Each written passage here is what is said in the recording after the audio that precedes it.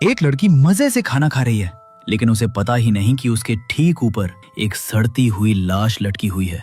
उस लाश के पैरों से खून टपक रहा है और सीधे लड़की के खाने में गिर रहा है, पर वो बेखबर होकर खाए जा रही है। 2025 की हॉरर फिल्म नॉइस का ये सीन रोंगटे खड़े कर देने वाला है। ये फिल्म दिखाती है कि कैसे घर के छोटे मोटे शोर शराबे इंसान को इतना इरिटेट कर सकता है, जिसके कारण वो किसी की जान ले सकता है। कहानी शुरू होती है दो बहनों से, जू यंग और जू ही। सालों पहले एक कार एक्सीडेंट में इनके पेरेंट्स चल बसे थे। उस हादसे ने इन्हें गहरे जख्म दिए। बड़ी बहन जू यंग की सुनने की शक्ति लगभग खत्म हो गई। छोटी बहन जू ही का एक पैर हमेशा के लिए खराब हो गया। दोनों ने शहर के एक अपार्टमेंट में कमरा नंबर 604 किराए पर लिया। जू यंग दिन रात मेहनत करके अपनी छोटी बहन का ख्याल रखती थी, लेकिन उन्हें क्या पता था कि यहाँ उनका सामना एक बुरे सपने से होने वाला है। अपार्टमेंट में शिफ्ट होने के बाद जूही को छत से अजीब अजीब आवाजें सुनाई देने लगी। उसे लगा कि ऊपर वाले पड़ोसी जानबूझकर उसे परेशान करने के लिए शोर कर रहे हैं। बड़ी बहन जू यंग को कुछ सुनाई नहीं देता था, इसलिए उसे लगा कि जूही काम के स्ट्रेस की वजह से वहम हो रही है। एक रात जूही उस शोर से इतना तंग आ गई कि वो पागल होने की कगार पर पहुंच गई। उसने अपनी छत पर साउंड प्रूफ फोम लगवा लिया और सबूत के तौर पर एक वीडियो कैमरा और शोर नापने वाली मशीन भी खरीद ली और वीडियो रिकॉर्ड करने लगी। तभी अचानक रात के सन्नाटे में फोन की घंटी बजी। जूही डर गई कि इतनी रात को कौन हो सकता है। उसने कैमरा रखा और चेक करने गई। अचानक टीवी का सिग्नल चला गया और जब उसने टीवी बंद किया तो लाइटें गुल हो गईं और छत से जोर जोर से पीटने की आवाजें आने लगी। जैसे ही लाइट वापस आई, जूही ने कैमरा उठाया और बेडरूम की तरफ गई, जहां उसने बालकनी पर लाल कपड़ों में एक परछाई देखी। दूसरी तरफ बड़ी बहन जू यंग पिछले कुछ दिनों से अपनी फैक्ट्री के हॉस्टल में रह रही थी।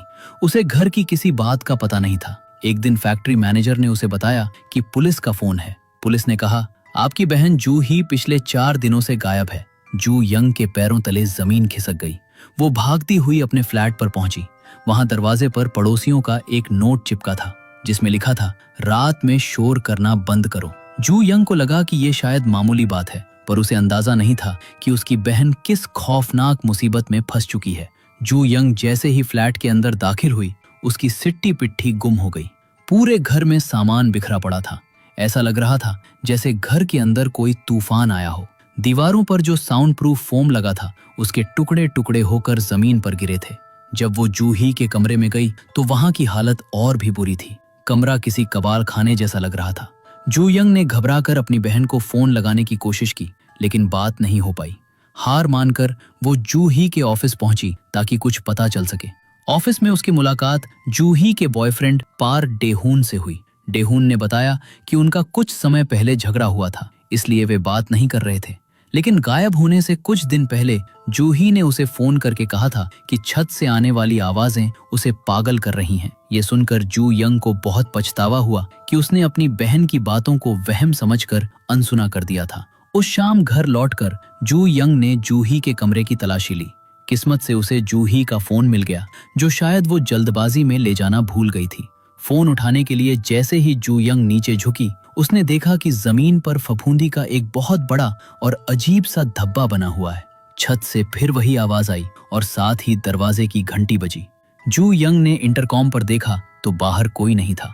उसने हिम्मत करके थोड़ा सा दरवाजा खोला तो बाहर 504 नंबर का पड़ोसी खड़ा था। उसने गुस्से में कहा, मैडम, रात को शोर करना बंद कीजिए। जू यंग ने सफाई देने की कोशिश की कि घर में तो कोई है ही नहीं, लेकिन वो आदमी बिना सुने ही मुड़कर चला गया। तभी जू यंग की नजर गलियारे के कोने पर पड़ी।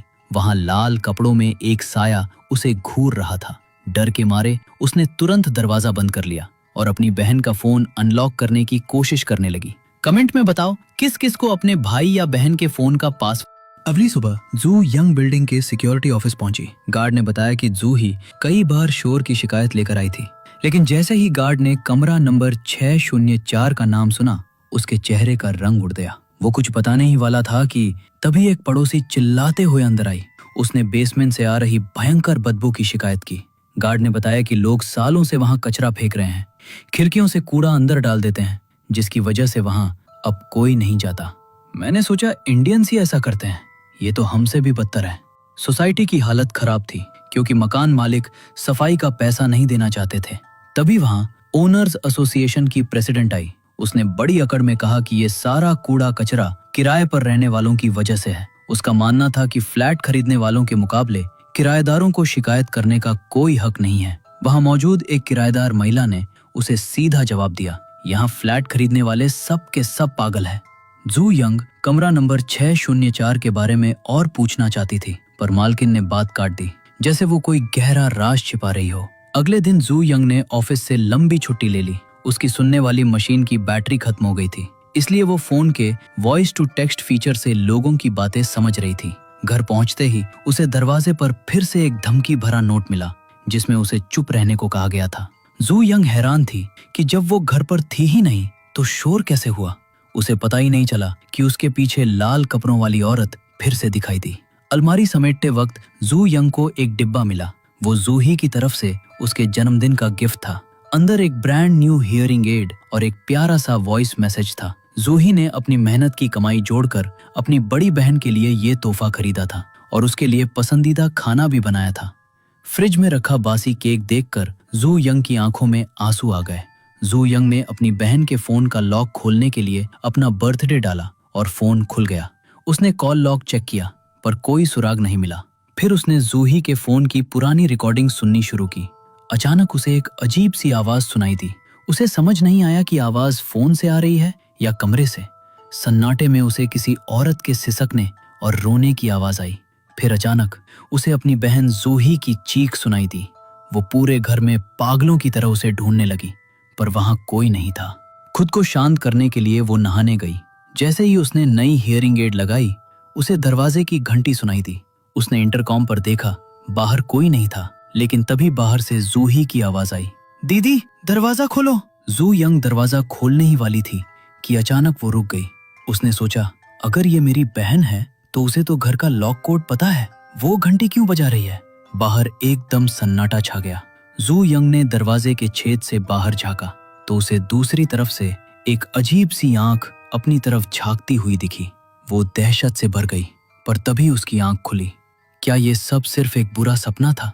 जू यंग की नींद टूटी तो उसने देखा कि उसकी बहन का बॉयफ्रेंड डे हून वहां आया हुआ है। वो नीचे वाले पड़ोसी से बुरी तरह लड़ रहा था क्योंकि पड़ोसी जोर जोर से दरवाजा पीट रहा था। जू यंग ने मशीन नहीं पहनी थी, इसलिए उसे कुछ सुनाई नहीं दिया। उसने दोनों का झगड़ा रुकवाया और अपनी बहन के गर्लफ्रेंड को अंदर ले गई। वो अभी बात करने ही वाले थे, तभी जूही के फोन पर एक कॉल आई। ये वही लास्ट कॉन्टैक्ट था जिसे जू यंग ढूंढ रही थी। फोन एक रियल एस्टेट एजेंट का था। एजेंट ने एक ऐसा सच बताया कि जू यंग की रूह कांप गई। उसने बताया कि जूही से पहले जो लड़की इस फ्लैट 604 में रहती थी, वो भी शोर की वजह से पागल हो गई थी। एक दिन अचानक उस लड़की की लाश घर की छत से लटकी मिली, ठीक उसी जगह जहां वो रोज खाना खाती थी। उसकी लाश सड़ चुकी थी और उससे भयंकर बदबू आ रही थी। डे हून और जू यंग ने पुलिस से बात की। पुलिस ने बताया कि अपार्टमेंट के सीसीटीवी फुटेज में जूही के बाहर जाने का कोई रिकॉर्ड नहीं है। इसका मतलब साफ था, जूही बिल्डिंग के अंदर ही कहीं है। इसके बाद उसने अपनी बहन के लापता होने की फोटो लगवा दी। जब वो अपने अपार्टमेंट में लौटी और डे हून से बात कर ही रही थी तो रात को फिर से दरवाजे की घंटी बजी। वही 504 नंबर वाला खड़ूस पड़ोसी फिर से लड़ने आया था, लेकिन जैसे ही उसने डेहून को देखा, उसकी सिट्टी पिट्ठी गुम हो गई और वो चुपचाप खिसक लिया। डेहून को शक हो गया कि यह पड़ोसी कुछ छिपा रहा है। उधर वो पड़ोसी अपने घर जाकर गुस्से में चाकू से ताला खुरच रहा था और बड़बड़ा रहा था कि वो इन सबको मार डालेगा। जू यंग नीचे गई तो उसे एक छोटा बच्चा दिखा जो बेसमेंट की खिड़की को अजीब तरह से घूर रहा था। बच्चा बिना कुछ बोले चला गया। जू यंग ने खिड़की के छेद में झांका जहां सड़ा हुआ कूड़ा भरा था, पर उसे एक चूहे के अलावा कुछ नहीं दिखा। तभी उसे 804 नंबर की एक पड़ोसी महिला मिली। उसने जू यंग को एक कड़वा सच बताया। ये बिल्डिंग गिराई जाने वाली है, इसलिए यहाँ की मालकिन नहीं चाहती कि कोई भी पुलिस केस या बदनामी हो। जूही की उस मालकिन से शोर को लेकर बहुत गंदी बहस हुई थी। दोनों बेंच पर बैठकर बात कर ही रही थी कि पास के झूले पर एक छोटी बच्ची अकेले झूल रही थी, जो बहुत अजीब लग रहा था। जैसे ही वो पड़ोसी महिला गई, झूला झूल रही बच्ची भी गायब हो गई। जू यंग घर लौटी और अपनी बहन की फोटो को निहारने लगी। तभी अचानक दरवाजा खुला और उसकी लापता बहन जूही सामने खड़ी थी। जूयंग खुशी के मारे उससे लिपट गई, पर जूही का बर्ताव बहुत अजीब था। उसने कड़वाहट से कहा, जब तुम्हें मेरी परवाह ही नहीं तो मैं मरूं या जीऊं तुम्हें क्या फर्क पड़ता है। ये कहकर वो लंगड़ाते हुए बेडरूम में गई। जूयंग उसके पीछे भागी, पर कमरा खाली था। जब उसने ऊपर देखा तो जूही की लाश छत से लटकी हुई थी। वो अपनी बहन के लाश को पकड़कर रोने लगी, चीखने लगी। अचानक जूयंग की आंख खुली। शुक्र है, ये भी एक बुरा सपना था। उसकी हियरिंग एड की बैटरी खत्म होने का अलार्म बज रहा था। उसने चार्ज पर लगाया, तभी फोन के साउंड डिटेक्टर ने बताया कि घर में कोई बात कर रहा है। जूयंग ने बालकनी की तरफ देखा तो वहां एक धुंधला सा साया खड़ा था, जिसकी उंगलियां अजीब तरह से बहुत लंबी थीं। वो डर के मारे पीछे हटने लगी। तभी बाहर दरवाजे पर वही 504 नंबर वाला सनकी पड़ोसी ताड़ने की कोशिश कर रहा था। जूयंग ने हिम्मत जुटाई और रसोई से चाकू उठा लिया, पर बालकनी वाला साया गायब हो चुका था। उधर वो पड़ोसी ऊपर से आती आवाजों का पीछा करते हुए 7वीं मंजिल पर जा पहुंचा। वहां सन्नाटा था, पर जैसे ही वो मुड़ा उसने देखा कि हवा में एक कटा हुआ सिर लटका है जो उसे घूर रहा है। तभी उसे कान फाड़ देने वाली आवाज आई। जब सब कुछ शांत हुआ तो वो आगे देखने गया। तभी धपाक, वो आदमी डर के मारे लिफ्ट की तरफ भागा, पर वहां भी कोई उसका इंतजार कर रहा था। बदहवासी में भागते हुए उसका पैर फिसला और वो खिड़की तोड़कर 7वीं मंजिल से सीधे नीचे जा गिरा। अगली सुबह नीचे एम्बुलेंस और पुलिस के सायरन गूंज रहे थे। जूयंग ने देखा कि मरने वाला वही पड़ोसी था। उसने पुलिस ऑफिसर जिन जो जूही का केस देख रहे थे उनको बताया कि ये आदमी उसे धमकाता था और शायद मेरी बहन इसी के घर में हो। पुलिस ने पड़ोसी का घर छान मारा था, पर वहां कुछ नहीं मिला। तभी वहां ओनर्स एसोसिएशन की प्रेसिडेंट आ गई। उसने बड़ी बेशर्मी से जूयंग का मजाक उड़ाया और कहा, तुम भी पिछली लड़की की तरह पागल हो गई हो, दिन भर बकवास करती रहती हो। सोसाइटी का कोई भी बंदा जूयंग की मदद करने को तैयार नहीं था। सब अपना फ्लैट बचाने में लगे थे। हताश होकर जूयंग 804 नंबर की उस महिला के पास गई जिससे उसकी बेंच पर बात हुई थी। वहां उसे एक पुरानी और भयानक कहानी पता चली। दरअसल 704 नंबर में रहने वाली पिछली प्रेसिडेंट भी आधी रात के शोर से पागल हो गई थी। उन्हें लगता था कि ऊपर वाली महिला की बेटी जानबूझकर शोर करती है। एक दिन प्रेसिडेंट का सब्र टूट गया और उन्होंने गुस्से में कराही से छत को पीटना शुरू कर दिया। उनके शोर से नीचे 604 नंबर में रहने वाला एक आदमी इतना भड़क गया कि वो हथौड़ा लेकर ऊपर गया और उन महिला को जान से मार दिया। मरते वक्त वो महिला मदद के लिए दीवारें पीटती रहीं, पर पड़ोसियों ने सोचा कि ये उनके पागलपन का एक और नाटक है और किसी ने दरवाजा नहीं खोला। सोसाइटी की मालकिन ने इस मर्डर की खबर को दबा दिया ताकि बिल्डिंग को गिराने और नई बिल्डिंग बनाने के सरकारी काम में कोई अड़चन न आए। जब जूयंग आधी रात को अपने घर लौटी तो उसने दरवाजे पर सफेद कागज का एक टुकड़ा देखा। उस पर कोई शब्द नहीं थे, जो और भी डरावना लग रहा था। जैसे ही उसने कागज फाड़ा उसके होश उड़ गए। दरवाजे पर खून से उसका अपना नाम खुदा हुआ था। अगले दिन जूयंग अपने बहन के गुमशुदगी के पंपलेट बांट रही थी। उसी दिन सोसाइटी की मीटिंग चल रही थी जहां मालकिन बड़े बड़े भाषण दे रही थी। जूयंग ने देखा कि उसकी बहन के लापता होने के पोस्टर्स को लोग पैरों तले रौंद रहे हैं। उसका खून खोलने लगा एक तरह। मालकिन का बकवास भाषण। उसे इतना गुस्सा आया कि उसने मीटिंग का साउंड सिस्टम उखाड़ दिया और मालकिन से सरेआम भिड़ गई। दोनों के बीच जमकर हाथापाई हुई। वहां मौजूद दाशुन ने उसे किसी तरह शांत किया। इस हाथापाई में मालकिन के हाथ कुछ लगा। कमेंट, मैं बताओ ये क्या है? दाशुन ने बताया, मेरे एक दोस्त ने पुरानी फाइलों की जांच की और बताया कि वो हत्यारा आदमी बिल्डिंग से कभी बाहर निकला ही नहीं था। इसका मतलब था कि वो कातिल अभी भी इसी बिल्डिंग के अंदर कहीं छिपा हुआ है। जूयंग को तुरंत उस कूड़े वाले बेसमेंट की याद आई। रात के अंधेरे में जूयंग और दाशुन चुपके से बेसमेंट का ताला तोड़कर अंदर घुस गए। वहां बदबू इतनी थी कि सांस लेना मुश्किल था। बेसमेंट के अंदर पाइपों का एक बहुत बड़ा जाल था। दोनों अलग अलग होकर सुराग ढूंढने लगे। गंदगी के बीच जूयंग को एक स्केचबुक मिली। उसमें एक खुशहाल परिवार की फोटो बनी थी। 4 लोग पिकनिक मना रहे थे। जूयंग को समझ आ गया कि ये किसी ऐसे शख्स की है जो यहाँ सालों से रह रहा है। बेसमेंट में मिली उस स्केचबुक ने जूयंग के पुराने जख्मों को कुरेद दिया। उस किताब में बनी तस्वीरें ठीक वैसी ही थीं जैसा जू यंग का परिवार था। असल में सालों पहले हुई उस कार दुर्घटना की वजह जू यंग ही थी। वो अपने पिता से स्टीयरिंग व्हील छीनने की कोशिश कर रही थी, जिसकी वजह से एक्सीडेंट हुआ और उसके माँ बाप मर गए। जू यंग को लगा कि जैसे कोई उसे चिढ़ा रहा हो कि ये सब तेरी गलती है, पर जैसे ही उसने पलक झपकाई, स्केचबुक के पन्ने खाली हो गए। ये सब उसके दिमाग का खेल था या कोई साया? दूसरी तरफ डे हून को एक लाश मिली जिसके कपड़े ठीक उस पुराने कातिल जैसे थे। तभी हवा में वही अजीब और कान फाड़ देने वाली आवाज गूंजी। जू यंग जब डे हून के पास पहुंची तो उसने देखा कि वो बुत बना खड़ा है और कुछ बड़बड़ा रहा है। जैसे ही जू यंग ने वहां से भागने की कोशिश की, डे हून को जैसे किसी ने हिप्नोटाइज कर लिया हो। उसने अचानक जू यंग का गला दबोच लिया। जू यंग ने जान बचाने के लिए पास पड़ी एक ईंट उसके सिर पर दे मारी और इस पल का फायदा उठाते हुए वो टूटी खिड़की से बाहर निकलने की कोशिश करने लगी कि डे हून ने उसका पैर पकड़ लिया। वो दर्द से तड़प रही थी कि ऐन मौके पर वही खड़ूस मालकिन वहां आ गई और जू यंग की जान बच गई। जब जू यंग की आंख खुली तो वो सोसाइटी के ऑफिस में थी। उसके पास वही छोटा लड़का बैठा था जिसे उसने पहले बेसमेंट के पास देखा था। जू यंग ने उसे आवाज दी पर उसने कोई जवाब नहीं दिया। तभी मालकिन वहां आई और उसने एक चौंकाने वाला सच बताया।